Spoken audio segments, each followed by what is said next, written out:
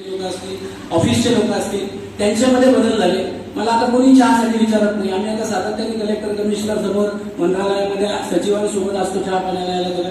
मला कोणी विचारत नाही, सगळ्यांना माहिती आहे. माझ्या अगोदरच तिथले लोक सांगतात पण त्यांना चालत नाही, एकतर ते काहीतरी मग ग्रीन टी वगैरे आणतील, मग ती ग्रीन टी आपण घ्यायची. म्हणजे 7 दुधाचा चहा. मला आता मी माझी दिनचर्या सांगतो की 10 वर्षामध्ये मी कधी चहा कॉफी दूध घेतलेलं नाही, त्याच्यानंतर नाश्ता केला नाही. तो कुठल्या कार्यक्रमात गेलो असला तर लोक म्हणतात की बा आम्ही हे सगळं करू शकतो, पण आम्ही कसं करायचं, आम्ही रुटीन आमचं फार बिझी असतो. मी तर हे सांगेन की माझी मुलगी अमेरिकेत होती, त्या ठिकाणी आम्ही दोघे गेलो आणि आमचा एक टूर होता. मी म्हणजे गोष्ट सांगतो की ऍडजस्टमेंट कशी करायची. तर त्या टूरमध्ये मला माहिती होतं आपल्याला नाश्ता करायचा नाही. तिथे सगळा नाश्ता राहायचा, ब्रेकफास्ट मध्ये तिथे खूप फ्रुट्स राहायचे. मी टूर मॅनेजरला सांगितलं, म्हटलं मी सगळे ब्रेकफास्ट करत नाही, माझा ब्रेकफास्ट पॅक करून द्या. त्यांनी पॅक करून द्यायचा. दुपारी आम्ही माझा ब्रेकफास्ट उठायचो, सगळे जेवण करायचो. आम्ही ते सकाळचं फ्रुट्स वगैरे खायचो आणि संध्याकाळी रेग्युलर जेवण करायचो. आताही बाहेर कुठे गेलो तर असं काही नाही आहे, मिळालं वावा, नाही मिळालं वावा. तुमच्या शरीराला हळूहळू फक्त एक जर करायला, एक मेसेज जर गेलेला आहे की food is not source of energy. ही गोष्ट पचायला अवघड आहे. या खूप जण विचारतात की कसं काय सोर्स नाही आहे, मग आम्ही जगतो कसं, मग अन्न खायचंच नाही का? बिलकुल नाही. ऍक्च्युली तसं नाही आहे. Food is not source of energy म्हणजे आम्ही 100% त्याला सोर्स केलेलं आहे. आम्हाला हे लक्षात घ्यायचं आहे की सोर्स वेगळा आहे आणि फूड जे आता आमचं मेंटेनन्स मटेरियल आहे, मेंटेनन्स पुरतच त्याला वापरायचं आहे. आम्ही काय तुटून पडल्यासारखं, कारण की त्याच्यातल्या बऱ्याच गोष्टी आहेत. आमची आसक्ती अनेक वर्षांची आहे आणि जन्मांची आहे. आम्ही आज साधना करत असताना खूप त्रासही होतो सुरुवातीला. आजही आम्हाला त्रास होतो. आम्ही काही म्हणजे खूप मोठे या ठिकाणी तेवढं तर म्हणजे मला वाटतं 20-25% सुद्धा आम्ही शिकलो की नाही मला शंका आहे. कारण दरवेळेस मेरठला गेलं की नवीन काहीतरी शिकायला मिळतं. शास्त्रीजींना दरवेळेस ऐकलं की नवीन काहीतरी ऐकायला मिळतं. म्हणजे गोष्टी त्याच आहे. कारण शास्त्रीजी सांगतात किसको कब कोणसी बात लग जाए. कारण ती गोष्ट आपण ऐकलेली असते, पण त्यावेळेस मन आपलं कुठतरी तिसऱ्या ठिकाणी असतं. आणि मग आम्ही तिसऱ्यांदा चौथ्यांदा जेव्हा ऐकतो तेव्हा असं वाटतं ही गोष्ट तर 10 वेळेस ऐकली आणि आज मला कळाली. असं अनेक शिबिरांमध्ये झालेलं आहे, अनेक वेळेस झालेलं आहे, अनेक अनुभव आहेत जीवनामध्ये. एकदा आम्ही दसऱ्याला मी आणि माझी पत्नी आम्ही एक नवरात्रीचं शिबिर करून येत होतो आणि मुलीला खूप ताप आलेला. आता माझी मुलगी इथे परकिन्स कंपनीमध्ये त्यावेळेस ती HR ऑफिसर होती आणि घरी आल्यावरती तापलेली आणि 2 दिवस ताप उतरेना. म्हणून एक असं ठरवलं की बा शास्त्रीजींना फोन केला, ते म्हटले चेकअप करून घ्या. चेकअप केला. मित्र डॉक्टर MD डॉक्टर आहेत माझे, MBBS MD डॉक्टर. त्यांच्याकडे गेलो, त्यांनी रिपोर्ट बघितला. एकदम रिपोर्ट बघितला ते इतके सिरियस झाले. मला वाटलं सुरेश साहेब काय कमाल झाली, गेला फटकन आणा म्हटले, ऍडमिट करायला ICU मध्ये टाका. म्हटलं काय झालं साहेब? म्हटलं प्लेटलेट तिचे एकदम 32-34 हजार झालेले. मी घरी गेलो आणि डॉक्टर साहेबांना फोन लावला. डॉक्टर साहेबांना मीडिया बोललो. ते तिच्याशी बोलले, तिचा कॉन्फिडन्स बघितलं. तिने फुल्ली सांगितलं की आप जैसा बोलेंगे वैसा. ती म्हणले तो पापा को फोन डॉक्टर साहेब आणि मला लिहून दिलं. आता तुम्हाला माहिती लिहून काय देतात डॉक्टर साहेब, सगळ्यांच्या त्याच्यामध्ये लिहिलेलं सेम असणार.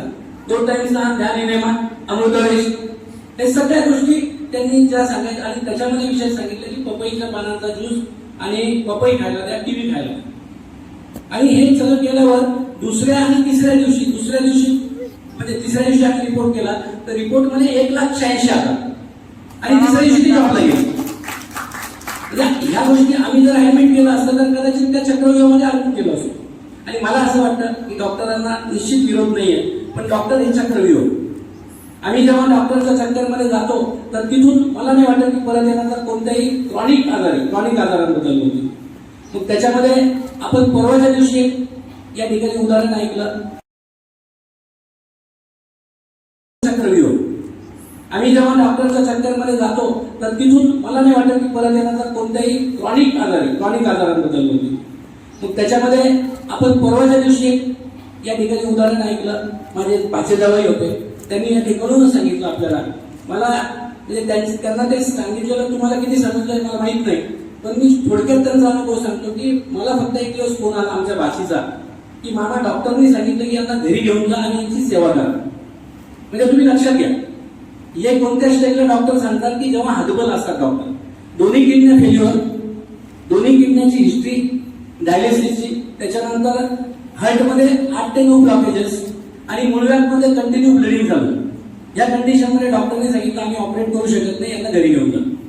आणि त्यांना व्हीलचेअरवर टॉयलेट पर्यंत न्यायचे. 5 पावलं सुद्धा चालू नका म्हटलं.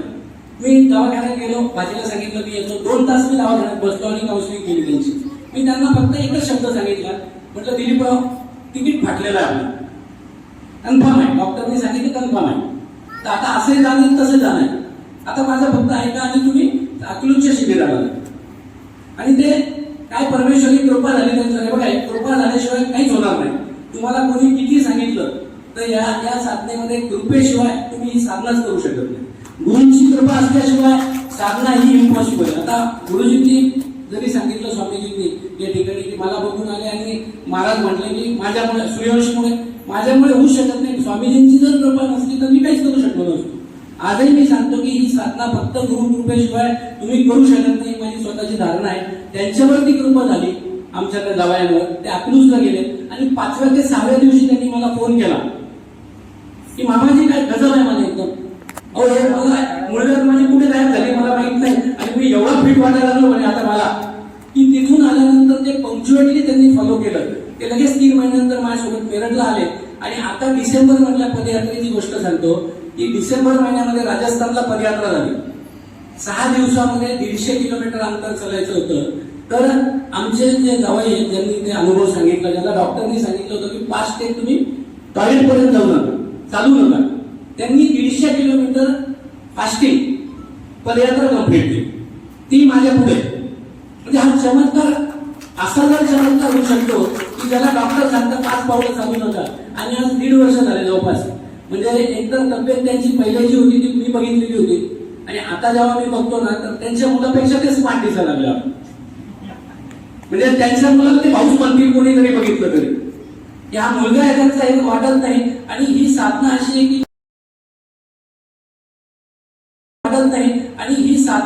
की मी आमच्या बहिणींना सांगेल की ब्युटी पार्लरची गरजच नाही तुम्हाला. 100% सांगतो मी, 100%. फक्त इमानदारीने फॉलो करा.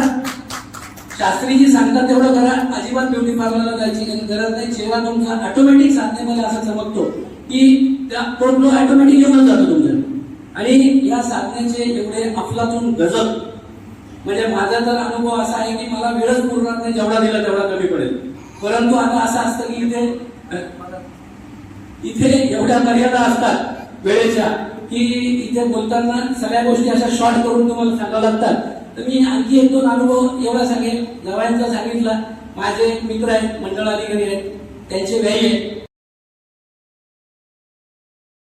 रिटायरमेंट झाल्यानंतर त्यांनी एक नाशिकचं शिबिर केलं 7 दिवसाचं. आणि शिबिरानंतर साधारणतः 1 वर्ष 1.5 वर्ष मध्ये काहीच केलं नाही. आणि अचानक त्यांना कॅन्सर डायग्नोसिस झाला. Blood cancer. आणि तो ब्लड कॅन्सर डायग्नोसिस झाल्यानंतर त्यांनी आमच्या मित्राला म्हणजे व्यायांना फोन केला आणि त्यांनी सांगितलं पुण्यामध्ये 3 दिवसाचं शिबिर चालू आहे उपवासाचं. आणि विचारा शास्त्रीजी काही मध्ये शिबिरामध्ये पेशंट वगैरे बघत नाही, हे सगळ्यांनाच माहिती. तुम्ही जोपर्यंत शिबिर करत नाही तोपर्यंत शास्त्रीजी बघणार नाही, बघत नाही. आणि हे काही चिकित्सा साधना नाही की तुम्ही पेशंट आणायचं, शास्त्रीजींना दाखवायचं, पेशंट रिपेअर करून घरी घेऊन जायचं. अजिबात नाही. साधना समजावून घेणं गरजेचं आहे. साधनाचे सिद्धांत समजून घेण्याची गरज आहे. कारण नुसती काही तपापुरती साधना नाही. आमची आलो आम्ही गोळ्या बंद झाल्या, चाललो आम्ही परत आपला नाश्ता चालू, 3 टाइम जेवण चालू. हे म्हणजे ही ती साधना नाही. याच्यामध्ये तुम्हाला हे समजावून घ्यायचं की का food is not source of energy म्हणजे कशामुळे नाही. त्याच्यानंतर तुमचे दवाई में स्वास्थ्य नाही म्हणजे नेमकं काय आहे, किताबों ज्ञान नाही म्हणजे नेमकं काय, आणि प्रेम परमेश्वराशी दैत्याशी करा म्हणजे नेमकं मग करायचं काय, मग घरच्यांशी वागायचं कसं. मग या सगळ्या गोष्टी समजवण्यासाठी आम्हाला ते सिद्धांत फॉलो करावे लागतील. तप सेवा सुविधा तप सेवा सुविधा. आम्ही तप समजून जातो, फार इमिजिएटली समजतो. सेवा आणि सुविधांमध्ये मी एवढं सांगेन की सेवा हा म्हणजे म्हटलं जातं की सेवेचा मेवा. जोपर्यंत सेवा आम्हाला समजत नाही आणि आम्ही द्यायला शिकत नाही, कारण ही साधनामुळे आम्हाला काय शिकवत असेल, आम्हाला देणं शिकवतो. आणि आम्ही द्यायला लागल्यावर मग जीवनात कसे चमत्कार होता हे तुम्ही तुमचे बघा. आम्ही आमच्या जीवनात बघितलेले सेवेचे एवढे उदाहरण माझ्याकडे आहे की ह्या खिशातले पैसे नुसते ह्या खिशात जरी सेवेसाठी काढून ठेवले किंवा एखाद्या प्रार्थनेसाठी काढलं तर ती प्रार्थना पूर्ण झालेली असते. आणि भले ती नाही जरी झाली तर मला हे माहिती असतं 100% की आपल्या चांगल्यासाठी नाही झाली. म्हणजे जे काय होतं ते चांगल्यासाठी होतं. त्याचं उदाहरण सांगतो. की मी स्वामीजींसोबत मेरठला होतो आणि त्या ठिकाणी आमचं राज्याचं इलेक्शन होतं. मी जिल्ह्याचा अध्यक्ष म्हणून गेल्या 25 वर्ष काम करत होतो. 25 वर्षापासून मी बिनविरोध अध्यक्ष होतो जिल्ह्याचा. परंतु राज्याच्या अध्यक्षपदाची निवडणूक होती त्याला मी ड्यू होतो. ड्यू म्हणजे माझ्या कधी स्वप्नात नव्हतं की मी त्या अध्यक्षपदाचा मी दावेदार आहे म्हणून. पण योगायोगाने ती सिच्युएशन घडून आली आणि मी उमेदवार झालो. आणि मी मेरठला गेल्यावर मला सगळे माझे जोडीदार सांगायला लागले की साहेब तुम्ही जाऊ नका, आता तुम्ही दरवेळेस जातात, काय सातत्याने मेरठला जातात, तुम्हाला सगळा उपवास माहिती आहे, इथेच उपवास करा. पण माझे काही स्वतःचे ठरलेले तत्व होते आणि मला असं वाटलं होतं की आपण जायला पाहिजे, आपण जाऊ शकतो. म्हणून मी आणि स्वामीजींचे मला त्यावेळेस आदेश होते की आपल्याला जायचं आहे. मग मी स्वामीजींसोबत गेलो आणि तिसऱ्या दिवशी मला फोन आला की इथे एक मीटिंग लागली संगमनेरला आणि तुम्हाला परत यावं लागतं. मी मुलाला फोन केला, म्हटलं एक तिकीट कर माझं आणि मला उद्या यायचं आहे इकडे संभाजीनगर. तर मी शास्त्रीजींची परवानगी घ्यावा लागते, कारण तुम्ही उपाशी असता, तुम्ही बाहेर जाऊन काही पण करू शकता, काही खाऊ शकता, म्हणून तिथून परवानगी लागते. आणि मग मी परवानगी घ्यायला डॉक्टर साहेबांकडे गेलो आणि नेहमीप्रमाणे डॉक्टर साहेबांनी मला विचारलं क्या होगा, क्या क्यों जाना. मी म्हटलं डॉक्टर साहब मुझे जाना तो पड़ेगा, एक मीटिंग है, मैं तो कुछ नहीं, मेरे को वो पता है, बोले आप कुछ खाएंगे पिएंगे नहीं, लेकिन जाना क्यों. तो मैं बोला डॉक्टर साहब ऐसा ऐसा इलेक्शन है. तो इलेक्शन है मतलब 29 अप्रैल, तो किस चीज का. तो मैं बोला प्रेसिडेंट का है, स्टेट का प्रेसिडेंट का. वो तो आप बन गए, बोले प्रेसिडेंट, वो तो आप बन गए. मैंने डॉक्टर साहब वो ठीक है, बोले आप जाओ, हाँ हम 1 तारीख को औरंगाबाद बजाज नगर में आने वाले राजू जीतेच, और 1 तारीख को हम आपका सत्कार करेंगे. इतका कॉन्फिडन्स डॉक्टर साहेबाला की आलो निघून, मीटिंग झाली. त्याच्यानंतर 29 तारखेला आमचं पुण्याला इलेक्शन होतं. पुढचं ऐकण्यासारखं आहे की इलेक्शन मध्ये आमचे जे प्रतिस्पर्धी होते त्यांना आणि मला फ्रेंडली होतं इलेक्शन, कारण की लोक ऐकायला तयार नव्हते आमच्या मागची. आमची तयारी होती दोघांची की बा काय जे करून घेऊ, तुम्ही दुसरं पद घ्या, तुम्ही कार्याध्यक्ष व्हा, मी अध्यक्ष होतो, असं आमचं दोघांचं ठरवून लागलं. लोक आमचं ऐकेल म्हणून आम्ही असं ठरवलं की इलेक्शन वोटिंग घ्यायचं. आणि ती वोटिंग झाली, दोघांनाही सारखे वोट पडले, दोघांनाही सारखे वोट पडले आणि चिठ्ठी निघाली, माझी चिठ्ठी निघाली, मी अध्यक्ष होतो. माझा इथे सत्कार झाला. सत्कार झाल्यानंतर त्याच रूम मध्ये मला त्या सत्कारापेक्षा जास्त एक जाणायचं होतं, एक प्रश्न माझ्या मनात निर्माण झाला होता. कारण त्या पदापेक्षा मला हे ऐकायचं होतं डॉक्टर साहेबांकडनं की इतके कॉन्फिडन्स ते गाव. तर मी डॉक्टर साहेबांना विचारलं की डॉक्टर साहब वो तो सब ठीक है, लेकिन आपने मेरे को पहले ही कैसा बता दिया था कि आप अध्यक्ष होंगे, मेरी चिठ्ठी क्यों निघली. चिठ्ठी तर दुसऱ्याची निघू शकत होती, मग माझी का निघाली. तर ते एवढे कॉन्फिडंट होते, म्हणजे साधण्यातला दम लक्षात घेतलेली आहे की ते एवढे कॉन्फिडंट होते की त्यांनी मला हसून सांगितलं, विचारलं की वो तो सब छोड़ो, जब चिठ्ठी निकल रही थी तो तुम्हारे मन में क्या चल. तर मी त्यांना सांगितलं की, आणि खरोखर सांगतो, माझ्या मनाची अवस्था अशी होती की परमेश्वरात जर माझ्यात कॅपॅसिटी असेल, माझ्याकडनं जर काही काम समाजाचं संघटनेचं करून घ्यायचं असेल तर मला ते पद दे, नाहीतर आमचे मित्र आहेत उरले साहेब त्यांना करून टाका अध्यक्ष. ही माझी अवस्था होती खरं. आणि त्यांनी मला सांगितलं डॉक्टर साहेबांनी की बस ये चाहिए, तो ये साधना में ये चाहिए कि मिला तो वाह वाह, नहीं मिला तो वाह वाह. और इसलिए फिर राम जी को नीचे उतरना पड़ा. तुम्हारी चिठ्ठी निकालने को खुद राम जी को नीचे आना पड़ा. आणि खरोखर सांगतो की मी चिठ्ठी माझी निघाली, मी अध्यक्ष झालो. आणि जेव्हा मी अध्यक्षीय भाषणासाठी उभं राहिलो व्यासपीठावर, तर मी उभं राहायला लागल्या 29 मे म्हणजे उन्हाळ्याचा दिवस, आणि कोणतेही पावसाचे सिम्पटम नाही, आणि धो पाऊस पडला त्या दिवशी. इतका पाऊस पडला की सगळेजण म्हटले आमच्या राज्यातले सगळे लोक की साहेब आता मला कौल दिला परमेश्वराने, आणि माझ्या कार्यकाळामध्ये जे कामं झाले ते गेल्या 25 वर्षात झाले नाही, तेवढे कामं झाले. हे सुद्धा आता मी या ठिकाणी अभिमानाने सांगतो, कारण की ते रामजीला सगळं करून घ्यायचं होतं. म्हणजे इतके कामं माझ्याकडनं करून घेतले की त्याची लिमिट नाही, त्या गोष्टी सगळ्या ऑटोमॅटिक झाल्या. हा एक अनुभव राहिला. आणि दुसरा अनुभव सांगतो पदयात्रेचा. आणि खरोखर सांगतो की मी चिठ्ठी माझी निघाली, मी अध्यक्ष झालो. आणि जेव्हा मी अध्यक्षीय भाषणासाठी उभं राहिलो व्यासपीठावर, तर मी उभं राहायला लागल्या 29 मे म्हणजे उन्हाळ्याचा दिवस, आणि कोणतेही पावसाचे सिम्पटम नाही, आणि धो पाऊस पडला त्या दिवशी. इतका पाऊस पडला की सगळेजण म्हटले आमच्या राज्यातले सगळे लोक की साहेब आता मला कौल दिला परमेश्वराने, आणि माझ्या कार्यकाळामध्ये जे कामं झाले ते गेल्या 25 वर्षात झाले नाही, तेवढे कामं झाले. हे सुद्धा आता मी या ठिकाणी अभिमानाने सांगतो, कारण की ते रामजीला सगळं करून घ्यायचं होतं. म्हणजे इतके कामं माझ्याकडनं करून घेतले की त्याची लिमिट नाही, त्या गोष्टी सगळ्या ऑटोमॅटिक झाल्या. हा एक अनुभव राहिला. आणि दुसरा अनुभव सांगतो पदयात्रेचा माझा. 30 लोक संभाजीनगरचे होते, आणि यांनी जेव्हा पदयात्रा केली होती त्यावेळेस विधानसभेचे जे अध्यक्ष आता राज्यपाल आहेत राजस्थानचे आदरणीय बागडे नाना, तर बागडे नानांच्या हस्ते आपण एक मोठा कार्यक्रम घेतला होता की यांचा सगळ्यांचा त्यावेळेस सत्कार केला होता. तेव्हापासून काय व्हायचं की दरवर्षी पदयात्रा व्हायची आणि मला मिसेस म्हणायची की तुम्ही एकदा पदयात्रा करा. तुम्ही आता खूप शिबिर केली आणि मी ती पदयात्रा पहिल्यांदा म्हणजे माझ्या जीवनातली पहिली पदयात्रा माझी डिसेंबरमध्ये होती. 1 डिसेंबरला आम्ही गेलो पदयात्रेत आणि पदयात्रा सुरू झाली. तर त्या ठिकाणी पदयात्रा सुरू झाल्यानंतर जेव्हा पदयात्रेमध्ये पहिला दिवस झाला त्या दिवशी आम्ही 35 किलोमीटर चाललो. 35. आता मी रोज वॉकिंग करतो, 4-5 किलोमीटर चालतो, स्विमिंग करतो, अर्धा पाऊण तास व्यायाम असतो, योगा असतो, प्राणायाम असतो, सगळ्या गोष्टी. परंतु 35 किलोमीटर चालण्याचा अनुभव आपला नसतो. आणि मी 35 किलोमीटर चालल्यानंतर आलो. रात्री थंडी होती राजस्थानची. 1 डिसेंबरला इनेमा घेतला, स्नान केलं थंड्या पाण्याचं, खूप छान वाटलं आणि झोपलो. तर झोपलो आम्ही साधारण 10-10:30-11 आणि 2 वाजता अचानक रात्री मला जाग आली. आणि जाग आल्यानंतर मी पायाची पोझिशन, मांडीची पोझिशन, कमरेची पोझिशन सगळं बदलू लागलो ना, इतकं आखून गेलो की मी उठू शकत नव्हतो. म्हणजे मी उठून मला आता टॉयलेटला जायचं तर कसं जाऊ हा प्रश्न पडला. तर मी आपलं असा एक पाय टाकत कसा तरी गेलो, टॉयलेट करून आलो. आमच्या माने काकांना उठवलं, सगळी टीम उठली आमची आजूबाजूला. त्यांना म्हटलं नाही फारच हाल झाले माझ्या आता. कुणी पाय जोडून दिले, तेल लावलं, आम्ही भरपूर प्रयोग केले रात्री. पण सकाळी उठल्यानंतर मात्र सकाळी जेव्हा सुरू झाली दुसऱ्या दिवशीची पदयात्रा तेव्हा माझी काही हिंमत नव्हती. रंजनाताई ऐकताय तिथे, तर त्याही पण होत्या सोबत.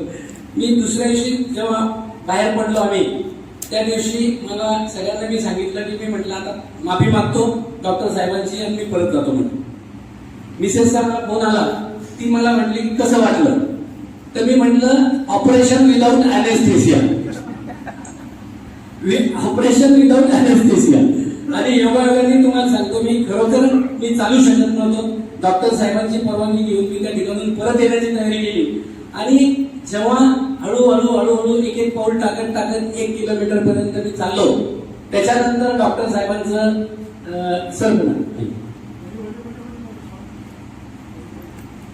डॉक्टर साहेबांचं लक्ष माझ्याकडे गेलं आणि डॉक्टर साहेब म्हटले की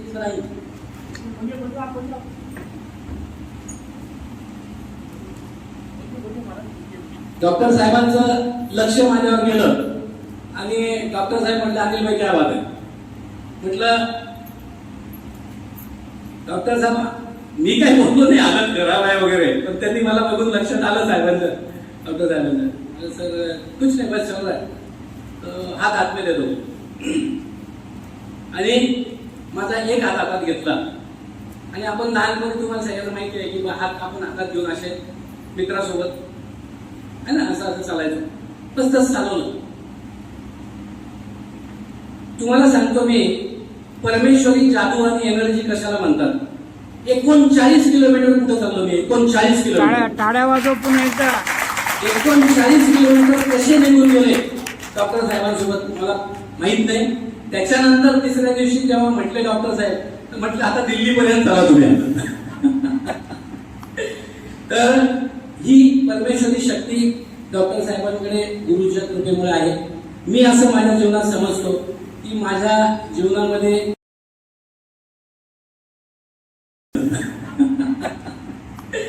तर ही परमेश्वरी शक्ती डॉक्टर साहेबांकडे गुरुच्या कृपेमुळे आहे. मी असं माझ्या जीवनात समजतो की माझ्या जीवनामध्ये जे गुरूंच्या शक्तीमुळे जे परिवर्तन झाले ते असाधारण आहे. असाधारण म्हणजे साधारण चमत्कार नाही. जे मनामध्ये ठरवलं त्या सगळ्या गोष्टी घडून चुकल्या, संपलं झालं. म्हणजे जे काय अपेक्षा इच्छा होत्या आयुष्यातल्या सगळं मिळालं आणि ह्या मार्गाला म्हणजे परमेश्वराने आपल्याला लावलाय.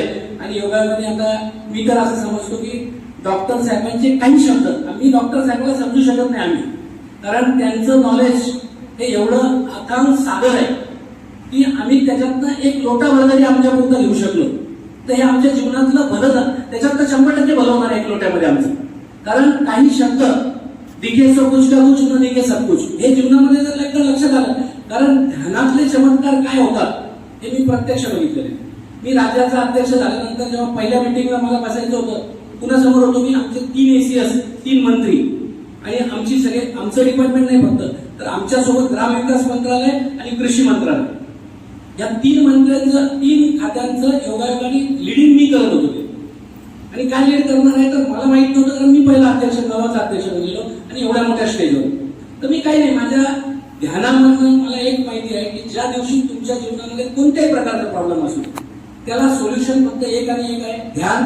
आणि ध्यान एकमेव असं माध्यम आहे की ज्या माध्यमातून तुम्ही डायरेक्ट परमेश्वराशी कनेक्ट होता आणि परमेश्वर तुम्हाला इंट्युशन देतात. त्याच्यात मला असं मानणं आहे की तुमच्या प्रत्येक जीवनातल्या सोल्युशनचं इंट्युशन हे तुम्हाला ध्यानामधून मिळू शकतं. आणि जीवनामध्ये आम्ही जर का ध्यान झालं, आणि ध्यान तप आणि सेवेशिवाय ध्यान पॉसिबल होणार नाही, कारण तिन्ही एकमेकांशी जोडलेले आहेत. तुम्ही सेवा करावं लागेल. सेवेमध्ये मी अनुभव सांगतो की बा एखादं संकट आलं, एखादी मीटिंग आहे, मी या खिशातले पैसे काढतो, या खिशात टाकून देतो. मला काही अर्जंट काम आहे किंवा एखाद्या मित्रावर जरी काही संकट असलं, त्यांनी माझ्याकडे काही प्रॉब्लेम सांगितला तर त्यांच्यासाठी प्रार्थना, कारण प्रार्थना ही आमची परमेश्वराला सरेंडर होऊन झाली पाहिजे. आणि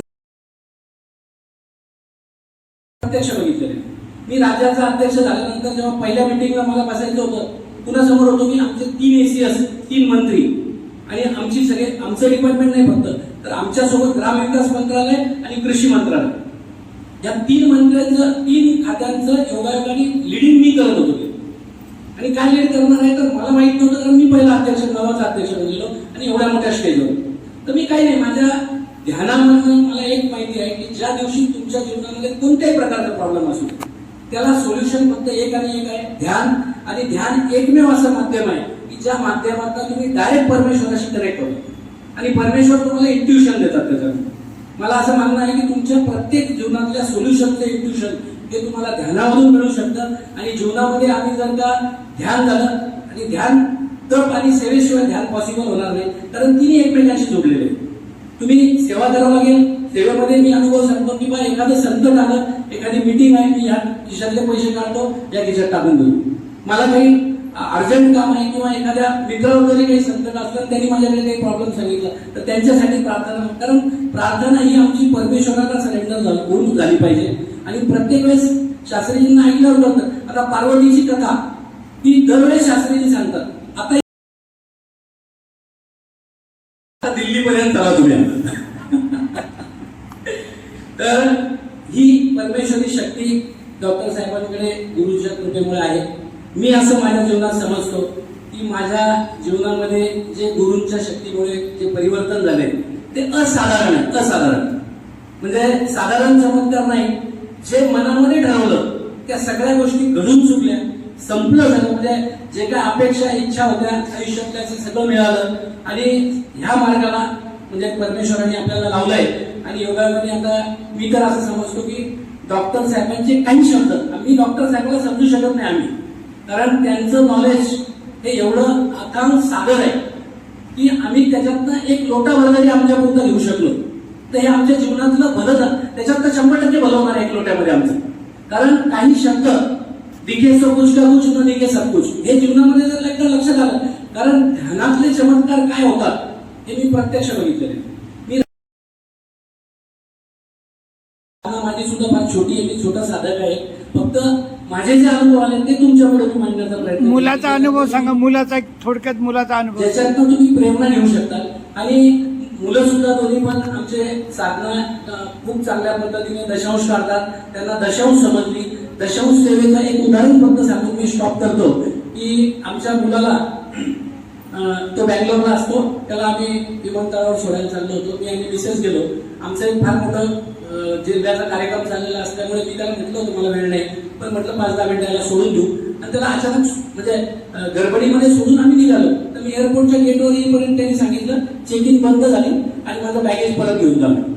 आम्ही काय केलं, परत त्याची बॅग घेऊन आलो. तो चालला गेला फ्लाईट. मी कुरिअरवाल्याने सांगितलं की बा ही बॅग दिल्लीला पाठवून द्या. त्यावेळेस तो दिल्लीला होता. ही बॅग दिल्लीला पाठव. तर तो कुरिअरवाला घेऊन गेला. कुरिअरवाल्याने काय सांगितलं नंतर की कारण तो ओळखीचा होता, मित्र होता. तर त्यांनी सांगितलं की अनिल भाई उसमें पैसे थे तो मैं घर पे भेज दे रहा हूँ पैसे. तर त्यांनी घरी पैसे पाठवले. तर आता आईचा स्वभाव कसा असतो की आईने जर त्याला थांबलं फोनवर की तू त्याच्यामध्ये पैसे बॅगमध्ये आणि तू बॅग तिथे ठेवली आणि सांगितलं असतं ते कुरिअरवाल्याने पैसे घेऊन टाकले नसते का. ही त्याला बोलली. ही बोलल्यानंतर त्याचं जे उत्तर होतं ना त्याच्यानंतर माझ्या डोळ्यात सुद्धा पाणी आलं. कारण की त्यांनी असं उत्तर दिलं, तू कशाला एवढं हे करते मला बोलते म्हणे. हे बघ म्हणे ते पैसे कशाचे होते, दशांश, आणि ते ज्याला द्यायचे असते त्याला गेले असते. रामजीला कोणाला द्यायचं असतं त्याला दिले असते. ते पैसे रामजीचे होते त्याच्यात जीव ठेवला नाही. म्हणजे मला समजलं नाही 50 वर्षात की त्या दशांश मध्ये पहिली गोष्ट तर दशांश काढायचं हेच 50 वर्षात कळलं नाही.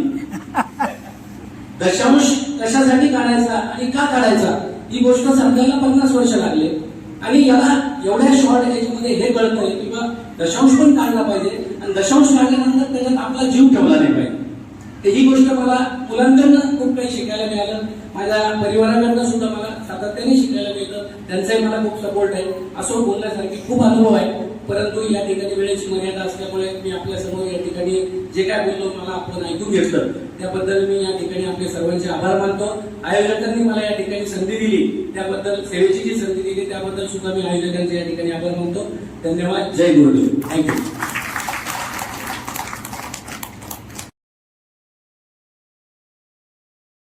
कारण प्रार्थना ही आमची परमेश्वराला सरेंडर होऊन झाली पाहिजे. आणि प्रत्येक वेळेस शास्त्रीजींना ऐकल्यावर करतात. आता पार्वतीची कथा ती दरवेळेस शास्त्रीजी सांगतात.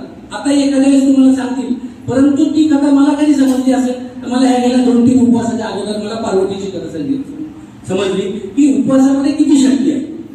म्हणजे नशीब बदलण्याची कॅपॅसिटी उपवासामध्ये आहे. आणि मला असं वाटतं की सातत्याने ही साधना फॉलो करत असल्यामुळे जीवनामध्ये जे बदल घडलेले आहेत ते आमूलाग्र बदल घडलेले आहेत. आणि मी काही वेगळा माणूस नाही आहे आपल्यातला काय. आणि साधना माझी सुद्धा फार छोटी आहे. मी छोटा साधक आहे. फक्त माझे जे अनुभव आले ते तुमच्याकडे मी मांडण्याचा प्रयत्न. मुलाचा अनुभव सांगा, मुलाचा एक थोडक्यात मुलाचा अनुभव ज्याच्यातनं तुम्ही प्रेरणा घेऊ शकता. आणि मुलं सुद्धा दोन्ही पण आमचे